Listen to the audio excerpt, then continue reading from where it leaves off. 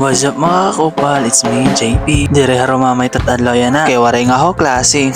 Gagamiton tatadlaw yan na pang grocery. Gagamiton ko ang scholarship nga nakarawat ko. Di kang han proyekto, han mayor na amon bungto nga hidok aron. Gagamiton tat nakarawat, hamaope nga pinaagi. For the go!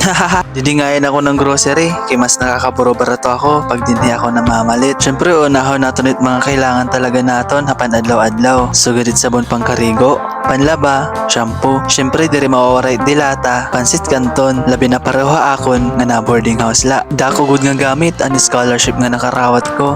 Kaya ini nga ako ning grocery yan na pano sa kabulan. By the way, ani bangayan nga kwarta, gimbayad ko ha akon landowner para hit boarding house. Duro gud it akong pasasalamat hining scholarship. Salamat ha imo, Mayor. Ginuna ko it mga personal needs ko pagpalit kay para wari ko problemahon kung wari ko na makuot ha borsa. Adi na kita counter kay pastilan imo 1,000 maganda gud laing 100. Kahit mga paplito niya na duro na gud kamahal. Mapalit nga yang kita dayon hinbugas bisla matungan sa ako. Dere gud laharo mamay. Kitungan sa ako umabot na 1,150.